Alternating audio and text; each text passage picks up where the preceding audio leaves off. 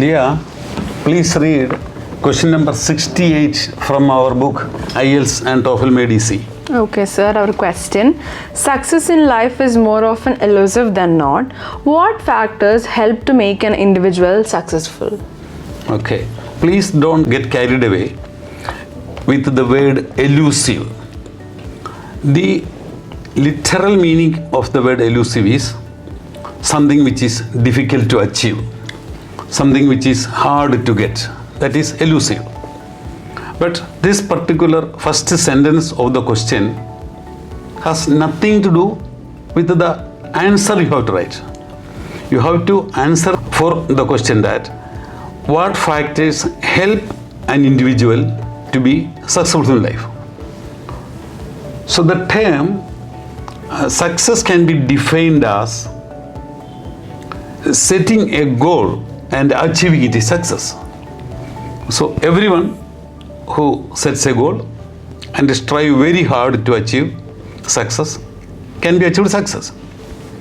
So coming to the question, in the first body paragraph, our main point would, the first point, topic sentence would be focused hard work is imperative to embrace success. And as far as IELTS is concerned, sustained hard work means definitely one has to strive hard to improve their overall standard of English. I agree, working in the farmland or working at your home, that is also hard work. But with a view to achieve success in IELTS, one has to put in focused hard work and try to improve the overall standard of English, which can be by reading newspapers or reading our books and so on. That is the first way to achieve success in life is hard work. We in the armed forces have been saying there are 3 ways to success. 1, hard work.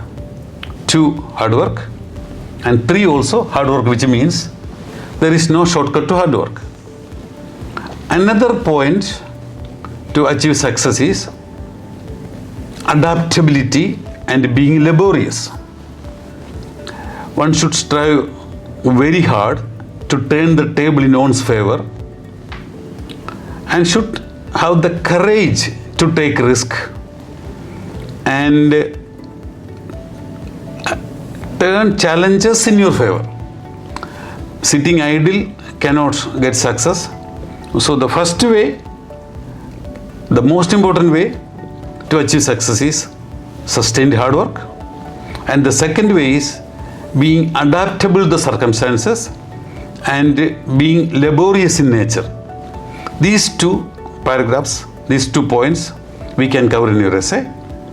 And in the summary of in the conclusion of your essay, you can say, in the light of above explanations, it is vivid that focused hard work and laborious nature with adaptability can definitely lead one to triumph. Okay. So the meaning of the word elusive is correct. Yes. And I repeat, in many IELTS questions, there can be 1 or 2 words. The proper and literal meaning of the word may not be known to the candidate. But please don't be confused.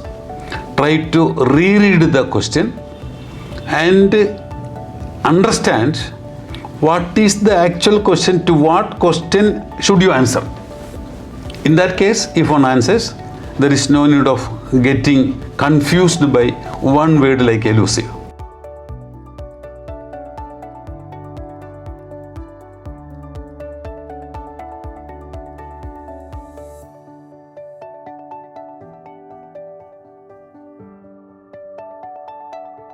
Sir, thanks for explaining that question. Our next question. Food travels thousands of miles from producers to consumers. Some people think that it would be better for the environment and economy if people only ate the local food produced by their farmers. To what extent do you agree or disagree? Leah, please tell me, what is your own opinion about this particular question? Do you agree with this question or you like to disagree with this question? I like to disagree with This question. Okay, I also would agree with you. We would disagree with this question. The first point is, we should start the introduction paragraph with linking this question to globalization. And globalization has facilitated the transportation and availability of fruits, vegetables and other cereal items cultivated in one corner of the world to the other. This is very necessary. First body paragraph, first point which I would like to highlight is, many areas in this world, many areas within a country, they are not self-sufficient as far as food production is concerned.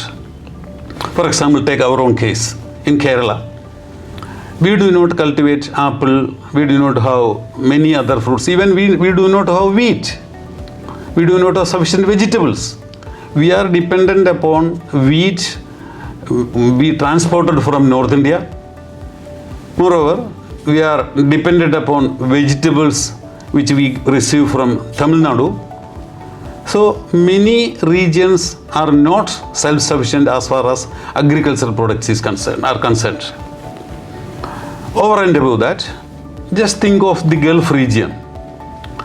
They produce either dates, some vegetables and camels, what do they have, and other than petrol. So unless they import food items, the people in Gulf will be starving. So it is necessary, one has to disagree with the question that consuming locally produced foods would not be sufficient to satiate the hunger. There is another point. You would also, Leah, agree with me, and maybe you also are the same point, that human beings have the taste for enjoying, savoring different cuisines. So to allow everyone to enjoy the variety in cuisines, again, importing and exporting a food item is necessary. Similarly, if you look at from a national point of view, to balance the import and export account, one needs to export something and the country needs to import something.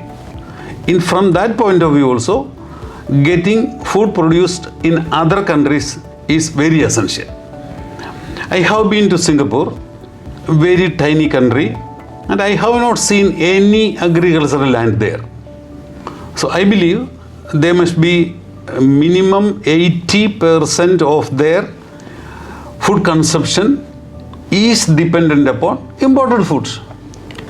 The same is applicable as far as Saudi Arabia, Kuwait, the Gulf regions are concerned. And otherwise, for a second, let us agree, people should be satisfied with locally produced food. In that case, നമ്മൾക്ക് മലയാളികൾക്ക് കപ്പയും കാച്ചിലും ചേനയും ചേമ്പും മാത്രം മതിയോ? We don't have apples, we don't have grapes, we don't have wheat, many other lately produced or lately imported fruits. We are dependent upon imported foods. As such, we would disagree that although it would be beneficial for local farmers and local economy, but just think, can we, Keralites, consume the entire species spices produced in our hilly high range area? They produce a lot of pepper, they produce a lot of cardamom, many other spices. So we cannot fully consume that. Again, their economy is dependent upon exports. From all these points of view, it would be ideal to disagree with this question and state that import and export, transportation of food is all the more important, and one needs to import and export food to satiate the quest for variety.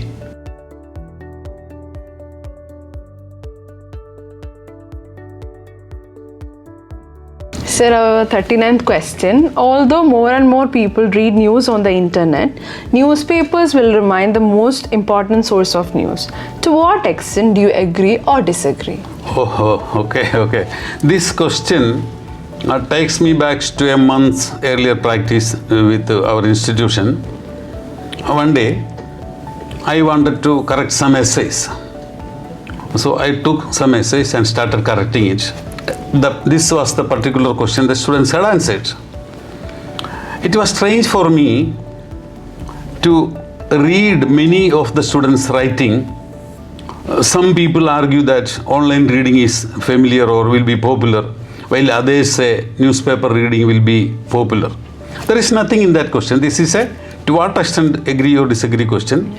And the question is, newspaper would remain the most important source of news. So the candidate has to either agree or disagree to that statement. The first portion of the statement, more and more people have been depending upon online news, that has nothing related to agree or disagree. In this case, I would agree that newspaper would remain the choicest tool, instrument for attaining news. Firstly, any news item, most of the news item printed in the newspapers print the name of the reporter. As such, the authenticity and the veracity of that particular news can be verified, and that newspaper company would be responsible to tell the reader that this is a true story. So that's why newspaper would remain the most important source of news, unlike many online news channels. Number two, statistics stand to support my stand that many internationally reported newspapers, The Guardian published from the UK, the New York Times published from the USA, and even Kerala, Malayalam Manorama and Mathrubhumi have been claiming that every year their circulation, the number of copies they print, has been increasing. So, does not it show that people more or less choose newspaper as their main source of attaining news? That is our second point. Again, Mole, many online readers, even my son abroad or other relatives or other Malayalis abroad, they have been reading the online version of the newspaper. But you got it, no? Yes. People have been reading online, but they have been reading news online through the newspapers.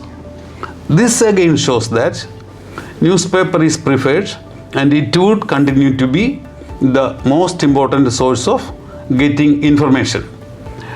When I speak to our online students in the Gulf or in some other states, they have been telling, Sare, ഞങ്ങളത് മനോരമയിൽ വായിച്ചായിരുന്നു, Sare, ഞങ്ങളത് മാതൃഭൂമിയിൽ വായിച്ചായിരുന്നു. They are sitting in the Gulf region, the Middle East. The Malayalis, especially the Malayalis, they prefer to read our newspaper online. They are not reading the online news. They are reading Malayalam Manorama, Mathrubhumi or foreign newspapers online. This again shows newspaper would continue to be the most important source of information. So we can again mind it, this question, again this can be answered otherwise. This same question I answered, you can disagree that newspaper would not remain to be the important source of revenue because many youngsters have been reading news online, and there are many online channels also. So if you are agreeing with this question, you say the significance, the relevance of print medium in our life.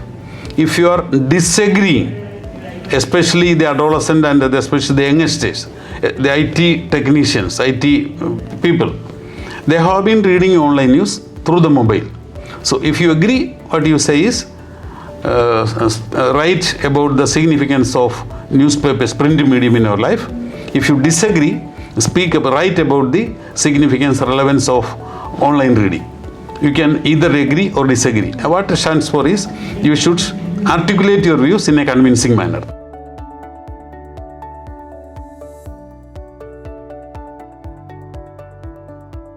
Sir, actually I read two questions. Can you please tell me the difference of these two, or can you please help me how to write this question? Please go ahead, Leah. Please go ahead. Okay, sir. Our question: smoking is a major cause of serious illness and death throughout the world today. In the interest of public health, government should ban cigarettes and other tobacco products. To what extent do you agree and disagree is our first question. And our second question: smoking is a major cause of serious illness because of cancer and tuberculosis throughout the world. As such, smoking in public places should be banned. To what extent do you agree or disagree is our second question. Okay. The focus of the question, or the main agenda of the question, is tobacco industry. Okay. So the first question says, tobacco industry causes cancer and it is the reason for many deaths throughout the world. As such, tobacco industry should be banned. Right? Yes. That is the focus of the question. Yes. In the second question, the question again says about the wrong aspects of the demerits of tobacco, and says smoking in public should be banned. So these two questions should be considered separately. First thing, the tobacco industry. So from a bird's eye view, tobacco industry, like liquor industry, employs thousands of people. So once any government bans the tobacco industry, thousands of people will be rendered unemployed, which cannot happen, which should not happen. The collection, collation, and the transportation of tobacco involves workforce. So they are earning their daily bread through the business of tobacco. As such, definitely, tobacco industry, neither tobacco industry nor liquor, production of liquor, can be banned. That is the first point. We will be denying daily bread to thousands of people who are earning their daily bread by working in this industry. That is our first point, to disagree to ban the tobacco industry. Our other point is, tobacco industry is a very large area. If you remember, there are many internationally reported cigarette companies. Even in movies we see Rothmans, 555, many other internationally famous cigarette brands. So these companies have been paying millions of dollars or millions of rupees to the government as tax. In many nations, the income from such industries are the main source of the revenue. So precisely for the sake of denying access to cigarettes or cigars, it would be a self-defeating exercise to ban tobacco industry as a whole. Okay. Again, looking from a Western point of view, to smoke or not to smoke, it is my fundamental right, man. How can you deny that? It is my prerogative whether I should smoke or I should not smoke. That is my prerogative. You cannot ban that. So from these points of view, the first question, which is related to prohibiting the manufacturing of cigarettes or tobacco, it cannot be accepted. That has to continue.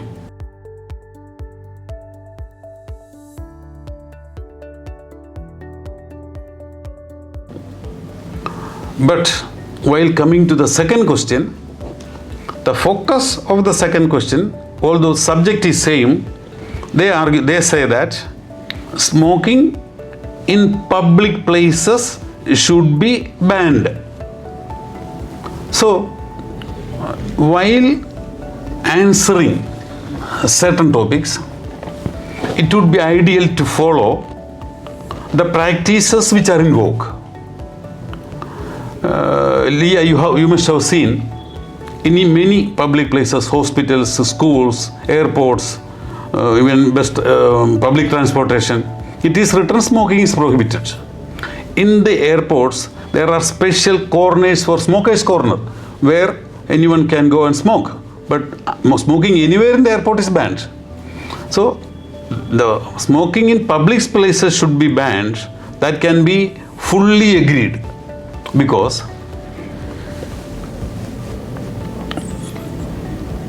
when I smoke, I become the active smoker. But there are many, maybe 10 or 25 or many people around me who unknowingly becomes passive smokers. Okay, I inhales the smoke and I puff it out. So I inhale, one person inhale, and when I puff it out, maybe 10 or 25 people may be inhaling the same smoke. Especially, this is all the more dangerous for pregnant women and children. So, prohibiting smoking in public places which are already in existence should be accepted. We have no qualms in accepting that. Smoking in public places like schools, hospitals, airports, even public buses, metros, it should be accepted. Smoking in public places needs to be banned on the ground that it can be hazardous to the public around us, the innocent citizens around us. So that is one point to agree that smoking in public places should be prohibited. Now, there are many instances. See, people, especially the smokers, they have a rather casual attitude when they especially speak in the public. Many have been throwing away the butts of the cigarette ideally. Definitely I agree, and I don't want to insult the smokers who properly defuse their cigars and throw it in a proper place. But in case anyone casually throw away the used end of the cigarette butts, which still has fire in it, that can cause firing in the public. Many instances have happened. Many may be throwing into trash boxes, many may be throwing in some places which the plastic or cotton particles or cloth can catch fire. And that again can be a damage to the public. So for this reason also, definitely public places should be, smoking in public places should not be allowed. Again, think of the sanctity of these public places. And I would like to include temples in Kerala, or mosque, or rather many churches in the public place. Would it look nice for a man, anyone, to smoke in a temple? Would it be appropriate on the part of someone to smoke in the premises of a church? Similarly, in the premises of an education institution? So definitely, smoking in public places need to be banned, and these two questions need to be examined totally separately. One is banning the tobacco industry, which cannot be accepted. The other one is prohibiting smoking in public places, which can be agreed, fully agreed.